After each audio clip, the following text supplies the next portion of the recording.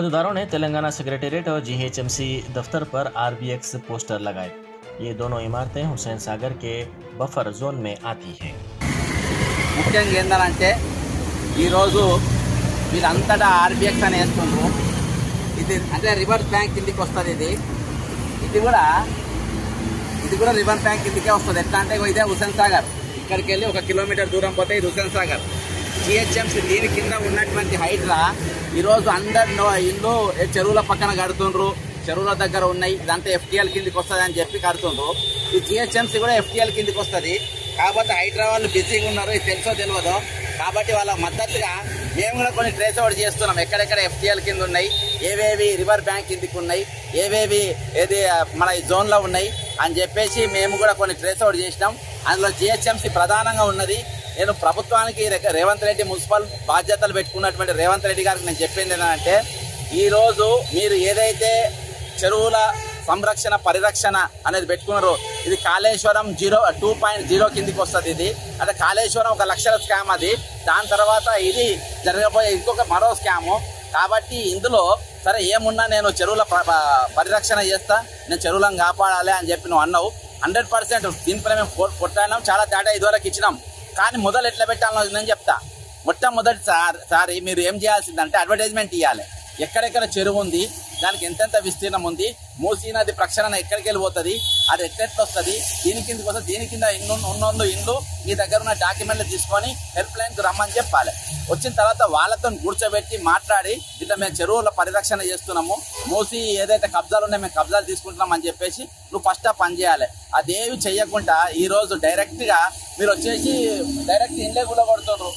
Direct మీరు ఇండ్ల మీద వేసి బుల్డోజర్లు పెట్టి కూలగొడుతూనే ఉండరు. మొన్న పుచ్చమైన చచ్చిపోయిన రోజు చాలా మంది ఆందోళనకరంగా ఉన్నారు. కాబట్టి మీరు ఎవరు ఆందోళనకు చెందొద్దు. అంటే ఈరోజు పెద్ద పెద్దోళ్ళే కూలగొడతాం, ఫస్ట్ పెద్దవి కూలగొడతాం. ఇది కూడా ప్రజలదే.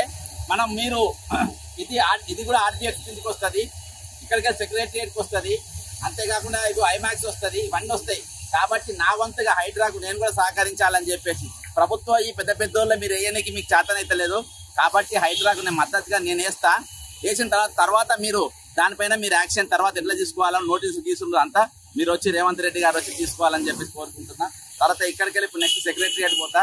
సెక్రటరియట్ తర్వాత నేను ప్రతి ఆఫీస్కి పోయి ఖచ్చితంగా చేస్తాను. అక్కడ పోయినాక నెక్స్ట్ ఎక్కడికి పోతానో అప్పుడు పోయినాక చెప్తా. అప్పటిదాకా మీరు పారదర్శకంగా చేయాలి. ఇది పేదల ప్రభుత్వం. కాంగ్రెస్ ప్రభుత్వం అంటే మంచి ప్రభుత్వం వచ్చింది అనుకుంటారు. కానీ ఈరోజు కాంగ్రెస్ ప్రభుత్వం ఇల్లు కట్టించిన ప్రభుత్వం, భూములు పంచిన ప్రభుత్వం. ఈ రోజు మీరు ఇల్లు గులగొడుతూ భూములు గుంజుకుంటారు. తెలంగాణ వచ్చినాక అదే కంటిన్యూయేషన్ బీఆర్ఎస్ ఏదైతే చేసిందో ఆ కంటిన్యూయేషన్ ఇది 2.0 బీఆర్ఎస్ 2.0 పాలసీలు ఈ రోజు నడుస్తున్నాయి. జై తెలంగాణ, అమరవీరులకు జోహార్లు. ఇవైతే జిహెచ్ఎంసీ నెక్స్ట్ ఇక్కడికెళ్ళి secretary.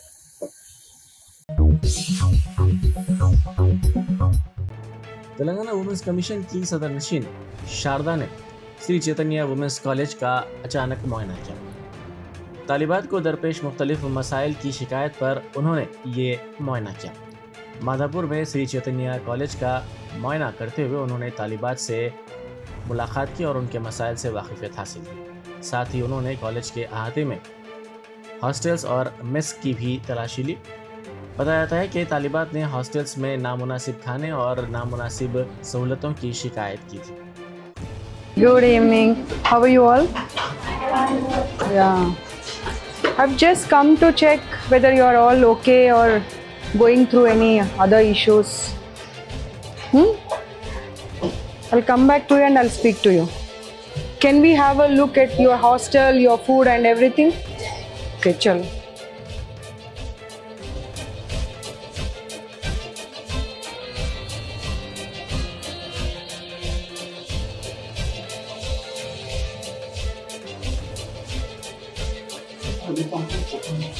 None of the student is happy. They are saying it's like a prison. This is so dirty. అసలు బాగాలేదు చూడండి. ఎంత అన్ని రూమ్స్ పరిస్థితి అదే ఉంది. అన్ని రూమ్స్ పరిస్థితి అదే. 4 బెడ్సే కాకుండా వాటి అవతారం చూడు. అసలు గాలి వచ్చేది లేదు, వెలుతురు వచ్చేది లేదు. పిల్లలు అదే చెప్తున్నారుగా, మాకు జైల్లాగా ఉంది ఇది అని చెప్పి. ఎన్ని ఫ్లోర్స్ ఉన్నాయి? 5 ఫ్లోర్స్. 5 ఫ్లోర్స్ పరిస్థితి అంతా ఇదేనా? మన ఇంట్లో అలా ఉంటామమ్మ మనం. ఒక రూమ్లో అన్ని బెడ్స్ వేసేసి ఇన్ని సామాన్లు పెట్టేసి మనం ఇంట్లో ఇలాగే ఉంటే పిల్లలు చదువుకునేది ఎక్కడ, పడుకునేది ఎక్కడ, వస్తువులు పెట్టుకునేది ఎక్కడ?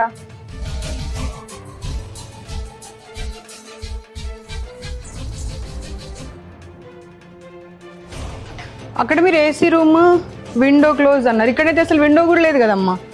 ఎగ్జాస్ట్ ఫ్యాన్ ఏదమ్మా? ఒక్క రూమ్లో అయినా ఎగ్జాస్ట్ ఫ్యాన్ ఉందా అమ్మా? You have to give the provisions, not the reasons. Where is the exhaust fan? నలుగురు పిల్లలకి ఇచ్చిన రూమ్లో గాలి వెళ్తురు ఉండదు, బాత్రూంలో ఎగ్జాస్ట్ ఫ్యాన్ ఉండదు, ఒక చిన్న గీజర్ పెట్టి పడేస్తారు, అది కూడా. How people will stay? ఇక్కడ రా, వచ్చి చూడు, అదంతా లీకేజ్, కంప్లీట్ లీకేజ్. బులాలు అవుతారు అమ్మ. వీళ్ళు మనుషుల పశువుల అమ్మ? ఒక్క సమాధానం ఇవ్వమ్మ నాకు నువ్వు. వీళ్ళు మనుషుల పశువుల రూమ్లో కూడా మనం ఇంత దారుణంగా పెట్టామమ్మా. అది కూడా ఎంత మురికి చెత్త. అది రా బాబు, ఇక్కడ రా. అసలు ఊడవడానికి కూడా అవ్వట్లేదు, డస్ట్ బట్టి ఉన్నాయి మొత్తం వస్తువులు కూడా అన్ని.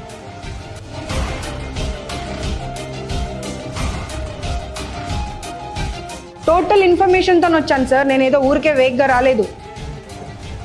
అమ్మ అసలు ఆమెకు నోరెలా వస్తుందో అర్థం కావట్లేదు నాకు సమాధానం చెప్పడానికి. 6 నెలలు పడేసేయండి మన రూమ్లో. ఆ ఎలకలు, కాక్రోచ్లు, జర్రీలు ఇద్దరిని పడేసేయండి ఆ రూమ్లో. తుడిచిన గుడ్డని పడేసిన అన్నం ఇద్దరికి పెట్టండి, అప్పుడు అర్థమవుతుంది వాళ్ళకు ఆ అన్నం ఎలా తింటారనేది. నీళ్లు పైనుండి పడుతున్నాయి సార్, ఆ ఫుడ్ కూర తినబుద్ధి కాదు అంటే పడితే పడని అంటున్నారంట. అంటే వాళ్ళు మనుషులు కాదా? No, you lost your job అంతే. No more you will be continuing in this job, not only in this institution, nowhere else also. ఇందాక లాక్ చేసినటువంటిది అదితి ఓపెన్ చేయి సార్. ఒక్కసారి ఆలోచించుకోండి, అన్ని ఛానల్స్ టెలికాస్ట్ అయితే ఇదంతా మీ పరిస్థితి ఏంటో ఆలోచించుకోండి. 2 రోజులు పిల్లల్ని రూమ్లో లాక్ చేశారంట. మీరేం తప్పు చేయకపోతే మా కారు కనిపించగానే మీరు లాక్ ఎందుకు చేశారు చెప్పండి. అమ్మా స్టూపిడ్ రీజన్స్ చెప్పకమ్మా, నాకు స్టూపిడ్ రీజన్స్ చెప్పకమ్మా. 181 any number, you have any problem. నేను వచ్చి వెళ్ళిన తర్వాత ఏమైనా ఇబ్బంది పెడుతున్నారు అనిపించినా సరే ఇబ్బంది పడకండి. डिप्टी चीफ मिनिस्टर मल्लू भट्टी विक्रमार्का ने जापान के दौरे का आगाज़ किया। अमेरिका के दौरे के अख्ताम के बाद वो जापान पहुंचे, जहां उन्होंने तेलंगाना की तरक्की, काबिल तजदीद तवानाई, ग्रीन हाइड्रोजन और कटिंग एज टेक्नोलॉजीज़ के शुबेजात में तेलंगाना की तरक्की के इम्कानात को तलाश करने के मसले पर जापान के अहदेदारों से बातचीत की। उन्होंने इस सिलसिले में एक्स पर एक ट्वीट करते हुए कहा कि वो इस दौरे से पुरजोश हैं। मूसा नदी के FTL में तामीर करदा गैर मजाज मकानात को मुनज़्ज़म करने की कार्रवाई का आगाज़ हो गया है। शंकर नगर में मूसा नदी के आबगीर इलाके में ये गैर मजाज मकानात तामीर किए गए थे, जिनको मुनहदम कर दिया गया। क़ब्ल इन मकानात में रहने वालों को हुकूमत की जानिब से तामीर करदा डबल बेडरूम मकानात मुंतकिल कर दिया गया। हुकूमत की जानिब से इन मकानात में रहने वालों का सामान मुंतकिल करने के भी इक़दाम किए गए। सिद्दीपेट में तेलंगाना तल्ली के मुजस्सिमे को नामालूम अफराद की जानिब से आग लगा दी गई। तफसीलात के मुताबिक ज़िले के चोटापल्ली गांव में नामालूम अफराद ने कल शब इस मुजस्सिमे को आग लगा दी। इस वाक़े का आज सुबह इल्म हुआ, जिसके बाद मुकामी अफराद की बड़ी तादाद वहाँ जमा हो गई। तमाम जमातों के कायदीन ने इस वाक़े की शदीद मजम्मत की और इस वाक़े के ज़िम्मेदारों को सख्त सज़ा देने का मुतालबा किया। रियासती वज़ीर ट्रांसपोर्ट पूनम प्रभाकर ने खातून वज़ीर कुंडा सुरेखा के खिलाफ सोशल मीडिया के अहम प्लेटफॉर्म्स पर रियासत की असल अपोजिशन जमात BRS की जानिब से किए जाने वाले तबसरों की शदीद मजम्मत की। उन्होंने कहा कि कुंडा सुरेखा के बारे में नाज़िबा पोस्ट किए गए। BRS कायदीन को ये समझ लेना चाहिए कि इख्तिदार मुस्तकिल नहीं है। ज़िम्मेदार अपोजिशन के तौर पर उनको ख़वातीन की इज़्ज़त करनी चाहिए। अगर आप सोशल मीडिया पर सियासतदानों को तनकीद करना चाहते हैं तो उसकी हद होनी चाहिए, लेकिन उन्होंने इस हद की खिलाफ वर्जी की है। उन्होंने कहा कि सोशल मीडिया पर ख़वातीन वज़रा की तौहीन करने वाली पोस्ट की हम मजम्मत करते हैं। రాజకీయాల్లో అధికారం శాశ్వతం కాదని టీఆర్ఎస్ పార్టీ నాయకులు తెలుసుకోవాలి. ప్రతిపక్షంలో ఉన్నప్పుడు బాధ్యత గల ప్రతిపక్షంగా వ్యవహరించాల్సిన అవసరం ఉన్నది. అందులో సమాజంలో మహిళల పట్ల ఇంకా జాగ్రత్తగా వ్యవహరించాల్సిన అవసరం ఉన్నది.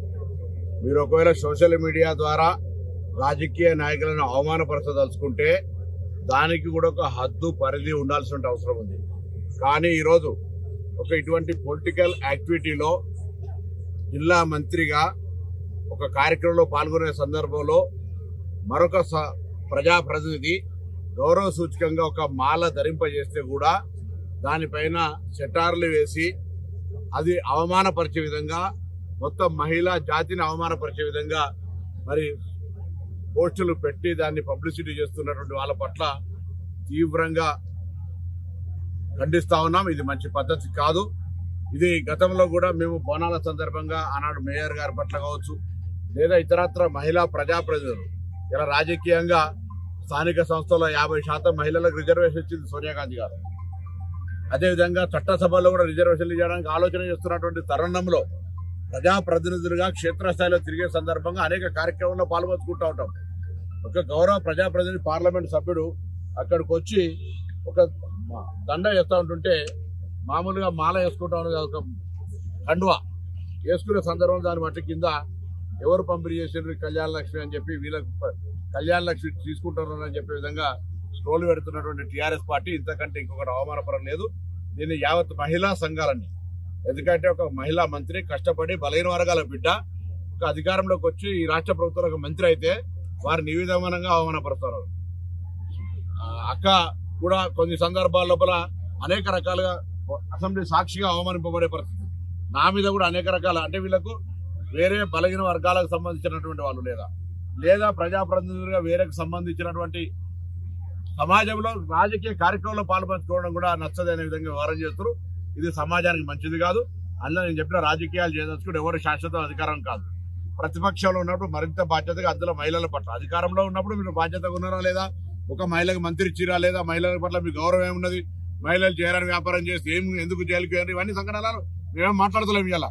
కానీ ఒక మహిళా మంత్రిగా ఉన్నటువంటి అటువంటి పెట్టిన వాటి మీద మీరు పార్టీ నుంచి బహిష్కరించుకోండి. మీరే ఫిర్యాదు చేసి టీఆర్ఎస్ పార్టీని స్పందించి ఇటువంటి వాళ్ళ మీద మహిళల పట్ల మాకు గౌరవం ఉంది, ఇది మంచిది కాదని కఠినంగా శిక్షించమని మీరే డీజీపీకి లేఖ రాయమని చెప్పి కోరుతున్నాం. मजलिसी अरकान असम्बली ने कलेक्टर हैदराबाद अनुदीप डोरी शेट्टी और आरडीओ से मुलाकात की। मजलिसी अरकान असम्बली ने जिला कलेक्टर हैदराबाद के अलावा आला अहदेदारों को बताया कि 2003 में चंद्रबाबू नायडू के दौरे हुकूमत में मूसा नदी का सर्वे किया गया था। इस सर्वे पर दोबारा गौर किया जाए। मौजूदा सर्वे ड्रोन के जरिए किया गया है, जो इंतहाई गलत है। इस पर कलेक्टर हैदराबाद ने आरडीओ को हिदायत दी कि वो मूसा नदी के तमाम प्लाट्स नक्शेजात निकालें। उन्होंने मजलिसी अरकान असम्बली को मशवरा दिया कि इस सिलसिले में महकमा बल्दी नज़्म व नस्क़ से भी तफसीली नुमाइंदगी करें। बादजा मीर जुल्फ़िकार अली मजलिसी रुकन असम्बली ने मीडिया से बात करते हुए कहा कि अहदेदारों को चाहिए कि किसी भी मकान को हाथ न लगाए। अगर एक भी मकान को नुकसान पहुँचाया गया तो मजलिस इसे बर्दाश्त नहीं करेगी। बिस्मिल्लाहिर्रहमानिर्रहीम।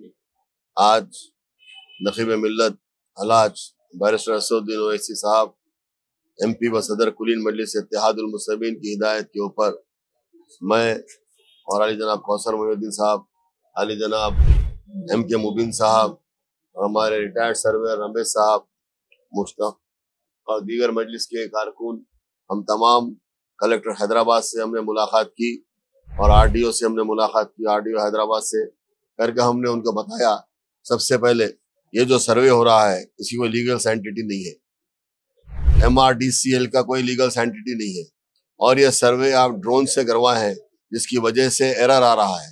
पहले जो 2003-2004 में जो सर्वे हुआ वो मैनुअल सर्वे हुआ था, जहां पर आप FTL के पॉइंट्स फिक्स कर दिए थे। आप वो पुराने पॉइंट्स को आप नहीं देख रहे हैं, क्योंकि हम अब जब बात करें तो कलेक्टर साहब, हमारे RDO साहब बताते हैं कि हमारे पास रिकॉर्ड नहीं है। अगर गवर्नमेंट के पास रिकॉर्ड नहीं है तो रिकॉर्ड कहाँ से रहेगा। हम यही चाहते हैं कि फिर से री सर्वे हो, ताकि जो आज हमारी आवाम 4-5 दिन से हैदराबाद की तमाम आवाम परेशान हाल है। लोग घरों के बाहर निकल कर रो रहे हैं, घरों के बाहर रोडों पर बैठ रहे हैं, ज़ईफ लोग हैं, कई लोग बीमार हो गए हैं, छोटे बच्चे रो रहे हैं।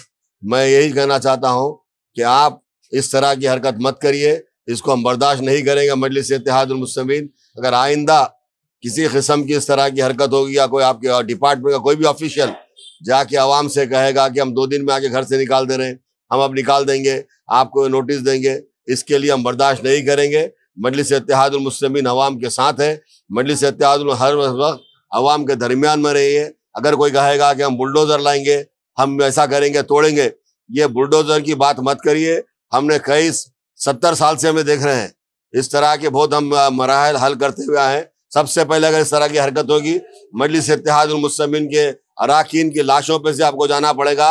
हम खामोश नहीं बैठेंगे, हम अवाम के साथ हैं और अवाम को हम किसी किस्म की तकलीफ नहीं देंगे। हम यही कह रहे हैं कि रीसर्वे करिए, जब तक आप जो है सो हमारे हलकों में जाने की हिम्मत मत करिए। रीसर्वे करिए, और रीसर्वे करने के बाद हम देखेंगे। आप रीसर्वे फिर से दोबारा मैनुअल रीसर्वे कराइए, क्योंकि जो MRDCL का कोई लीगल सैंटिटी नहीं है, आप ड्रोन से सर्वे कर रहे हैं, ये बिल्कुल गलत सर्वे हो रहा है। आप रीसर्वे चेन से कराइए, मैनुअल कराइए, उसके बाद हम बात करेंगे। नवाही इलाके पुपलगुड़ा में कार ने 2 व्हीलर्स को टक्कर दे दी। इस हादसे के बाद मुकामी अफराद ने कार में सवार 4 नौजवानों की पिटाई कर दी। इस पिटाई का वीडियो सोशल मीडिया पर वायरल हो गया। साथ ही मुकामी अफराद ने कार के शीशे तोड़कर उसको नुकसान भी पहुंचाया। मुकामी अफराद ने इल्ज़ाम लगाया कि नौजवान हालत नशे में थे और एक नौजवान ने हालत नशे में कार का तवाज़ुन खो दिया, जिसके नतीजे में यह हादसा पेश आया। खातून के कत्ल की वारदात पेश आई। RMP डॉक्टर की बीवी संध्या रानी का जुबली हिल्स पुलिस स्टेशन के हुदूद में कत्ल कर दिया गया। ये वारदात उस वक्त पेश आई जब खातून का शौहर क्लिनिक गया हुआ था और वो घर में तन्हा थी। जब बच्चे ट्यूशन से घर पहुंचे थे, उन्होंने देखा कि मां की नाश उनमें लथपथ पाई गई। इन बच्चों ने फौरी तौर पर बाप को इस बात की इत्तला दी। इतना मिलते ही पुलिस वहां पहुंची, जिसने शवाहिद जमा की और नाश को पोस्टमार्टम के लिए भेजकर एक केस दर्ज करके तहकीकात का आगाज कर दिया। माली मुश्किलात पर एक ही खानदान के 5 अफराद ने खुदकुशी की कोशिश की।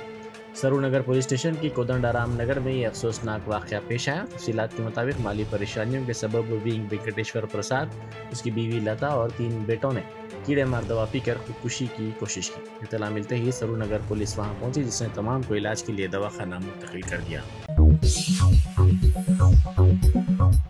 सदर PCC महेश कुमार गौड़ ने कहा है कि मूसा नदी के अतराफ मकानात ही नहीं बल्कि एक भी झोपड़ी भी वहां से नहीं हटाई गई। गैर ज़रूरी तौर पर BRS के कायदीन और सोशल मीडिया टीम मकानात मुनहदम करने का अवाम में खौफ पैदा कर रहे हैं। उन्होंने BRS कायदीन को इंतबाह दिया कि हुकूमत के खिलाफ गलत तशहीर और जहर उगलने वालों के खिलाफ सख्त कार्रवाई की जाएगी। గత 3-4 రోజులుగా TRS పార్టీ హైడ్రా మీద కానీ మూసీ నది మీద కానీ జరుగుతున్నటువంటి రాద్ధాంతం చూస్తూ ఉన్నాం. ఏ విధంగా రంకుకెత్తుకొని దిగజారి సోషల్ మీడియాని, నేను గతంలో కూడా చెప్పాను, సోషల్ మీడియాని సోషల్ సెన్స్ లేకుండా విచ్చలవిడిగా అబద్ధాలు ప్రచారం చేసే కార్యక్రమంలో నిమగ్నమై ఉంది BRS BJP పార్టీ. మీకు ఒకటి స్పష్టం చేస్తున్నాను, మూసీ పరివారక ప్రాంతంలో ఇప్పటి వరకు ప్రభుత్వం ఒక్క గుడిసె కూడా తీయలేదు. మూసీ నది రివర్ మధ్యన ఉన్నటువంటి కొన్ని కట్టడాలు తొలగింపు తప్ప ఇటువైపు అటువైపు ఉన్నటువంటి ఏ బీదవాని గుడిసెను తొలగించలేదు. Hyderabad is a city of rocks and lakes. సుందరంగా ఉండబడే చిన్న చిన్న గుట్టలు, దాదాపు 3500 చెరువులతో ఒకనాడు కలకల్లాడేది హైదరాబాద్. ఇవాళ మన పరిస్థితి ఏంటంటే, నేషనల్ గ్రీన్ ట్రిబ్యునల్ NGT విడుదల చేసిన నివేదికలో అత్యంత కలుష్యమైనటువంటి నది ఈ దేశంలో ఏదైనా ఉంది అంటే మూసీ నది. అందులోనూ నాగోల్ ప్రాంతం ఈ దేశంలోనే అత్యంత కలుషిత ప్రదేశంగా NGT ట్యాగ్ చేయడం పడింది. మూసీ నదితో సంబంధం ఉన్నటువంటి ప్రజలు ఈ రాష్ట్రంలో దాదాపు 26 లక్షల మంది. అది హైదరాబాద్ ప్రాంతవాసులు కావచ్చు, దిగువనున్న రంగారెడ్డి ప్రాంతవాసులు కావచ్చు, నల్గొండ ప్రాంతవాసులు కావచ్చు. మూసీ నది వల్ల లాభపడుతుంది, దాంతో బాధపడుతుంది కూడా. మన మూసీ రివర్ పక్క నుంచి మన కారులో పోతుంటే కూడా విపరీతమైన చెడ్డ వాసన వచ్చినటువంటి పరిస్థితి.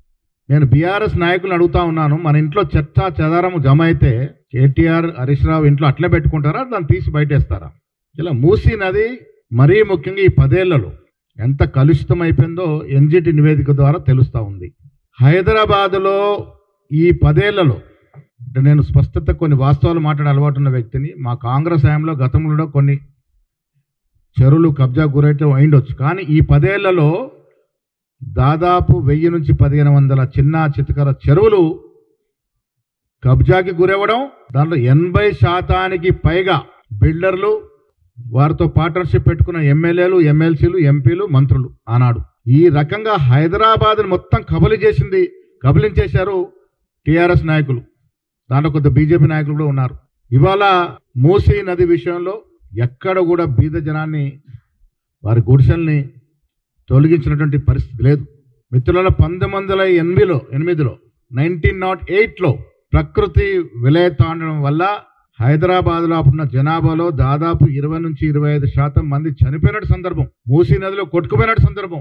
ఆనాడు నిజాం ప్రభువే సిటీ వాటర్ బోర్డు ఒకటి దీనికి సంబంధించి ఒక బోర్డుని ఏర్పాటు చేసిన సందర్భం. ప్రకృతిని మనం పూజిస్తే మనల్ని కరుణిస్తుంది, ఆశీర్వదిస్తుంది. ప్రకృతితో చెలగాటమాడి ఇలాంటి చర్యలు చేపడితే మనం వాయినాడులో చూసాం. నెల 2 నెలల్లో పడాల్సిన వర్షం ఒక అర్ధ గంటలో పడితే హైదరాబాద్ పరిస్థితి ఏమిటి అని అడుగుతా ఉన్నాను. ఆ గోడు మీకు పట్టదా? వాయనాడ్ లాగా పడ్డటువంటి వర్షంలు ఇవాళ హైదరాబాద్లో పడితే మూసీ నది నిండి జలప్రాయం, హైదరాబాద్ మొత్తం కూడా జలప్రాయం అయిపోతే ఎంత ప్రాణ నష్టం జరుగుద్దో ఒక్కసారి మీరు ఆలోచించుకోవాలి. इम्तिहान में नकल करने पर खानगी स्कूल के टीचर ने 10वीं जमात के तालिब इल्म की बुरी तरह पिटाई कर दी। यह वाक़या जगतिया ज़िले में पेश आया।